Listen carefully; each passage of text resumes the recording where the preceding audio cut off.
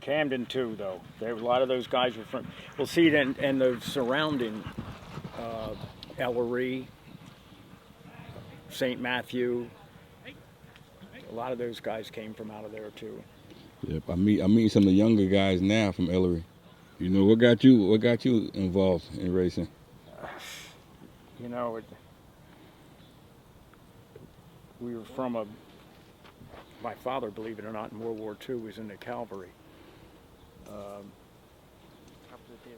When they went overseas, it was infantry then, but so his horses were always part of our life. And I did the show horses a little bit and didn't have the patience for that, so I went to the racetrack where they went faster. And you know the horses from yesterday versus today. What do you think the difference is? Or is there a difference? I don't know. Yeah, there is a difference. But what it is, I couldn't actually pinpoint it. They seemed to be tougher back then. You could run them more often and that type of thing. I mean, the per starts now comparative to what it used to be is, God, it's changed a lot that way. When I first started, I mean, you were disappointed if you didn't run every 2 to 3 weeks. You're disappointed if the horse didn't get in or something. And now it's like once a month, once every 5 weeks. It's changed that way. Are the horses sounder back then? Were they sounder back then? I don't know. Seemed like it. Yeah. And you know, who was a mentor for you coming up? Like a real mentor that kind of... Well, the first guys I worked for were jumping guys, Burley Cox and a guy called J.V.H. Davis. And then when I started to transition to the flat, I got on horses for Jim Maloney, and Mr. Whiteley was always, he wasn't a mentor, but he's somebody I looked up to. There was so many of them. Sidney Waters, Jack Wiper. There was tons of good horsemen back in those days. And you know, it was a 30, 40 horses. The cap on the stalls back then was different. You had 32 stalls you were allowed. So those guys, that would be a max for them.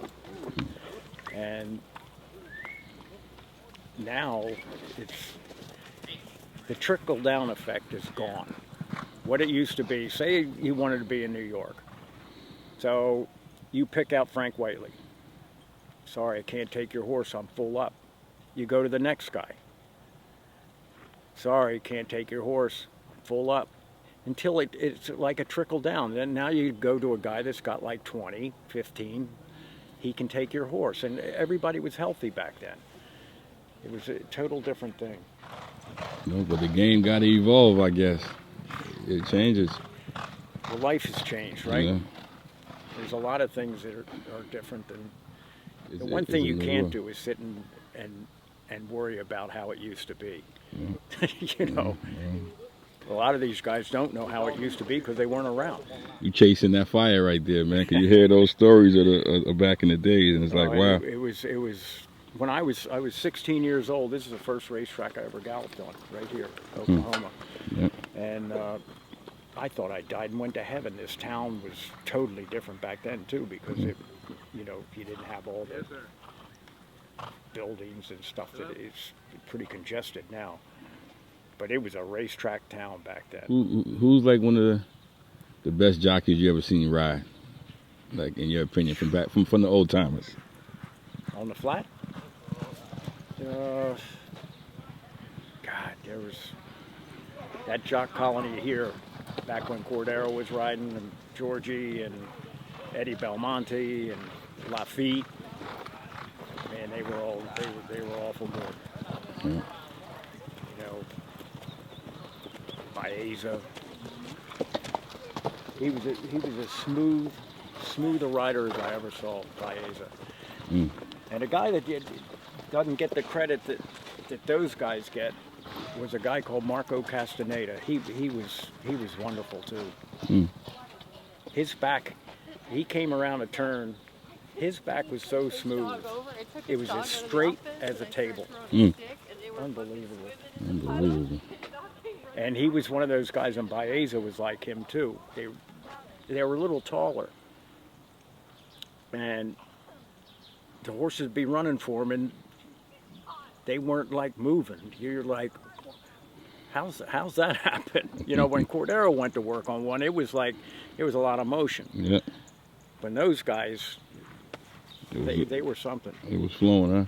Somebody told me, actually Robbie Davis said, man, when he be on the horse and his horse get next to Cordero, man, his horse start trembling.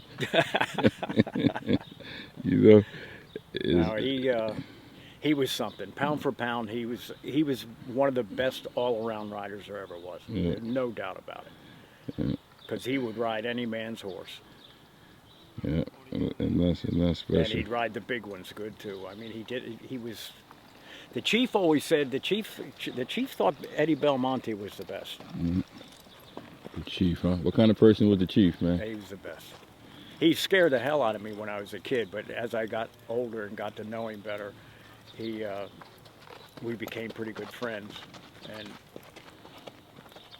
he's a great guy to hang out with, I'll tell you that. And you know, his name come up a lot, man, I swear. Like, he might go down as the greatest. He touched so many people's lives. Forget it.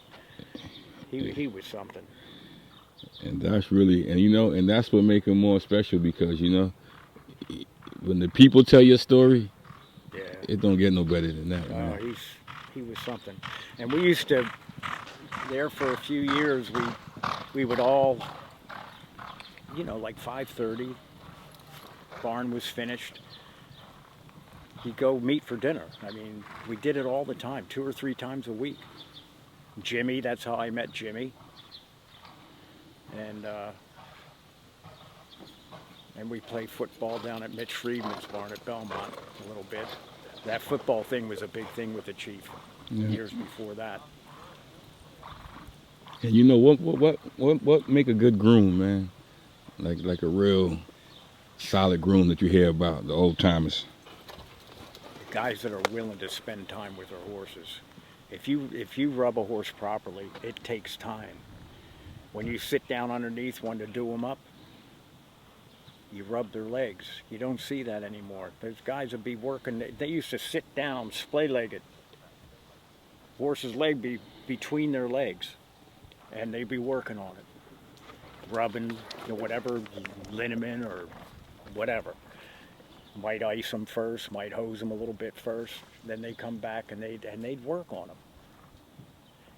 You know, it's all about getting the blood rolling, you know, to heal things and all that kind of stuff. And those guys, there's nothing more. When you're massaging a horse's leg the right way, that helps. It's those guys, and you're talking about Camden and Aiken and Ellery and all. That's where all those guys came from. They're the ones. Those guys were unbelievable. That was the blueprint, huh? They're the best. That's what they say. And I ran a horse one time in Churchill. We were leaving out of Keeneland, and there was a guy that used to rub Alydar called 𝐓𝐡𝐞, and he was retired, but he used to come around every now and again. I'd see him, and I had this ornery colt. I said, "What are you doing today?" He said, "Nah, nothing." I said, "You want to go up with this horse to Churchill and run him?